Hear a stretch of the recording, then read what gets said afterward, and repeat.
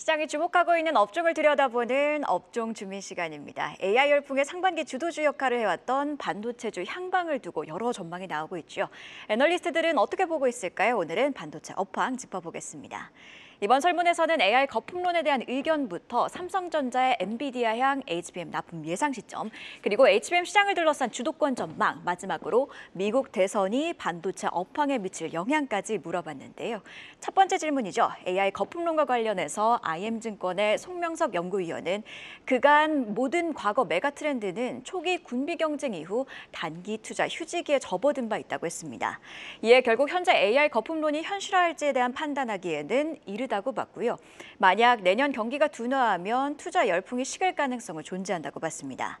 미래에셋의 김영건 연구위원 또한 거품 여부를 판단하기에는 시기상조라고 했고요.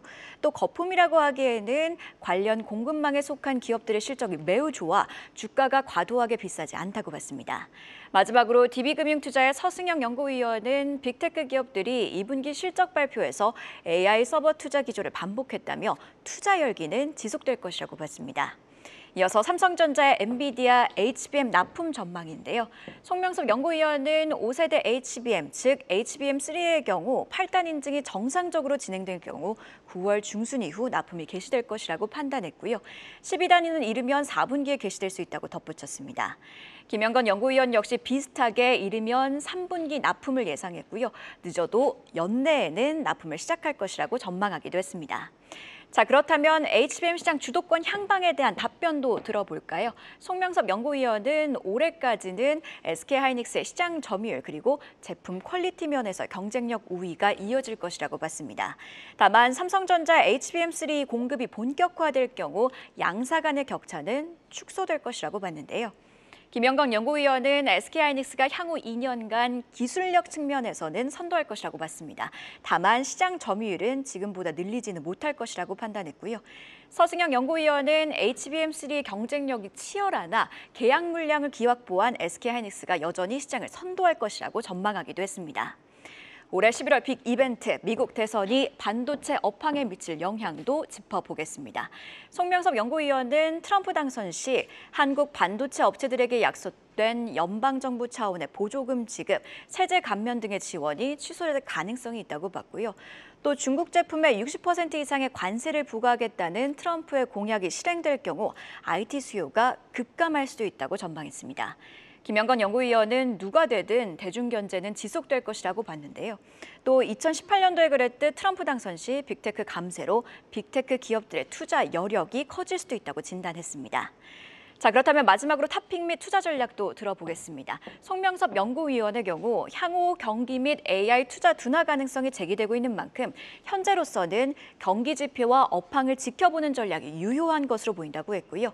김영건 연구위원은 반도체 소부장보다는 SK하이닉스와 삼성전자 등 반도체 생산주를 선호한다고 밝혔습니다. 마지막으로 서승영 연구위원은 메모리 호황기 등을 이유로 SK하이닉스를 언급했습니다. 자, 이렇게 애널리스트들이 바라본 반도체 업황 짚어봤는데요. 바로 이어서 전략까지도 저희와 함께 하시죠. 네, 오늘 업종 주민은 유진투자증권 이승우 리서치센터장과 함께 얘기를 나눠보죠. 어서 오십시오. 네, 어서 오세요. 네, 안녕하세요. 먼저 저희가 센터장님께도 질문을 드렸잖아요. 반도체에 대해서 기회 요인과 또 위험 요인, 리스크 요인들 화면으로 확인을 해보겠습니다. 간단하게 정리를 해보도록 하죠. 네, 먼저 강점에 대해서는 대규모 생산 인프라를 갖추고 있다. 그리고 최고의 메모리 기술력을 꼽아주셨고 약점은 소프트웨어 소부장 기술이 약간 부족하다. 그리고 시스템 레벨 전략이 부족하다라는 점을 꼽아주셨습니다. 기회 요인으로는 AI와 5G 기술 발전 그리고 파운드리 시장의 성장을 들어주셨고요. 위험 요인으로는 지정 확정 리스크, 경기 둔화 리스크를 선정을 해주셨습니다. 자, 그럼 본격적으로 궁금한 내용들을 좀 확인해 보겠습니다. 국내에서 이제 대표적인 반도체 기업하면 삼성전자, SK하이닉스 아니겠습니까? 근데 최근에 개인 투자자들은 삼성전자에서 조금 이탈하는 모습이고 외국인들은 다시 좀 담는 모습이고요.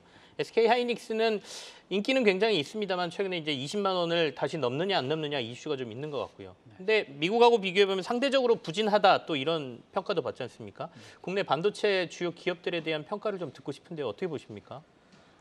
국내 반도체 업체들의 경쟁력은 상당히 저는 높은 편이라고 생각을 하는데 네. 이제 주가가 부진한 이유는 다들 아시는 것처럼 이제 삼성전자 같은 경우에는 과거에 비해서 상대적인 그 경쟁력 자체가 조금 약해진 거 아니냐라는 우려가 곳곳에 퍼져 있습니다. 이게 뭐 반도체뿐만이 아니라 스마트폰도 그렇고 또 이 가전이나 이런 분야에서도 예전 같지 않다라는 평가가 좀 있는 부분들이 주가에 영향을 좀 미친 부분이 있었고요.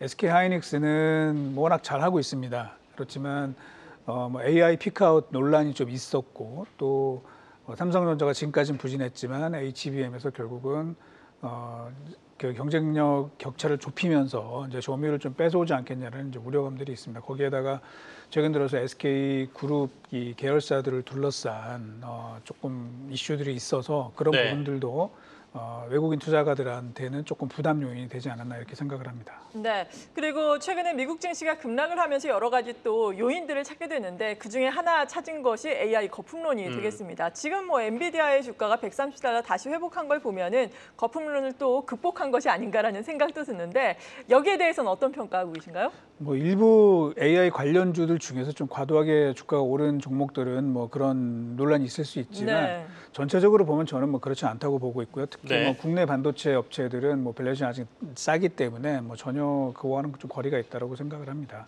네. 네. 방금 전에 말씀하신 일부 과도하게 오른 종목이라는 게 혹시 엔비디아를 말씀하시는 건지? 그렇지 않습니다. 엔비디아 그렇지 않고요. 뭐 네. 다른 사실 엔비디아보다 더 많이 오른 종목들이 일부 있거든요. 그렇죠. 네. 예. 일단은 실적이 받쳐주고 있다라고 하면 이 과도하다는 표현이 안 맞을 수도 있다 이런 말씀으로 들리는데 엔비디아가 28일 날 실적 발표하지 않습니까? 네. 어느 정도로 예상하시고 또 이게 성장폭도 중요할 것 같고 가이던스도 중요할 것 같은데 국내 반도체 업체에 미치는 영향까지 생각한다면 어떻게 보십니까? 일단 지난번에 엔비디아가 회사에서 이제 준 가이던스가 있습니다. 네. 이게 매출액 280억 달러에 GP 마진율 75.5%거든요. 그런데 이제 저희는 그거보다는 매출액이 좀 더 높은 292억 달러가 나올 걸로 보고 있고요. GP 마진율도 회사가 준 가이던스보다 좀 높은 77%로 생각을 하고 있습니다.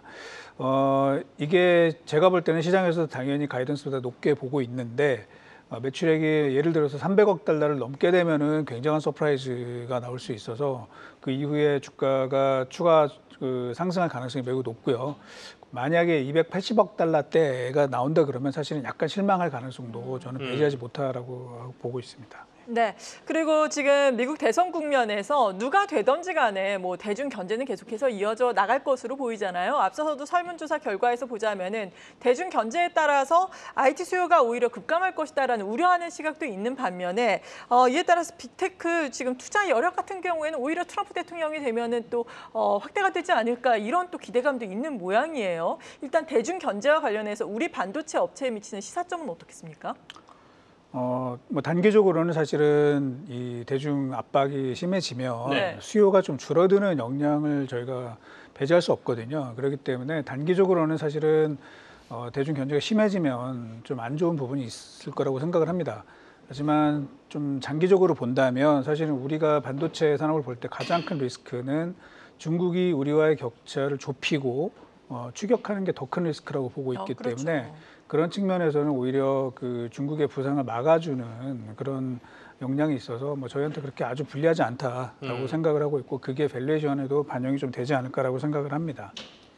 자, 이제 하반기 들어서 수출 상황이 조금 안 좋아지는 데이터들이 좀 나오고 있어서 하반기에 반도체 업종은 어떨까가 좀 궁금하거든요. 어떻게 전망하십니까?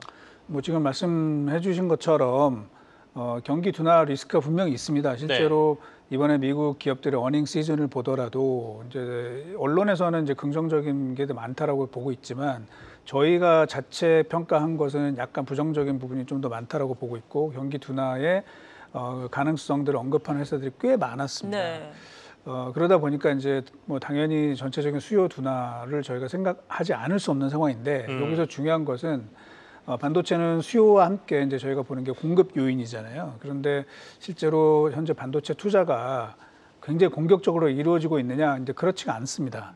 그렇기 때문에 계속 이제 공급의 제한 요인이 계속 맞붙여서 돌아가면서 수급이 좀 타이트한 상황이 저희는 좀 더 이어질 것으로 보고 있고 특히 메모리가 더 그럴 것 같습니다. 그렇게 보면 하반기 그리고 내년도 상반기까지 일단 반도체 사이클의 상승 추세가 좀 더 이어지지 않을까라고 전망을 합니다. 네, 그렇다면 마지막으로 이를 바탕으로 한 탑픽 종목 그리고 투자 전략을 정리를 해주신다면요.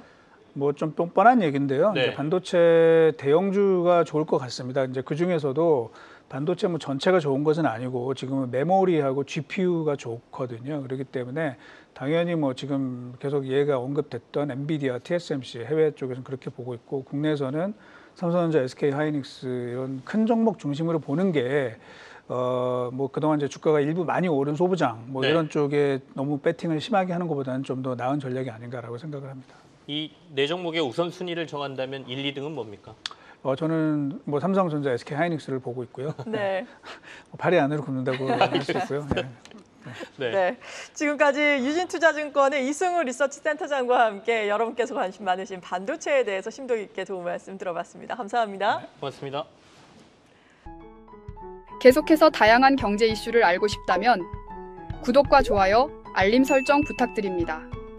AI 캐스터 권미정이었습니다.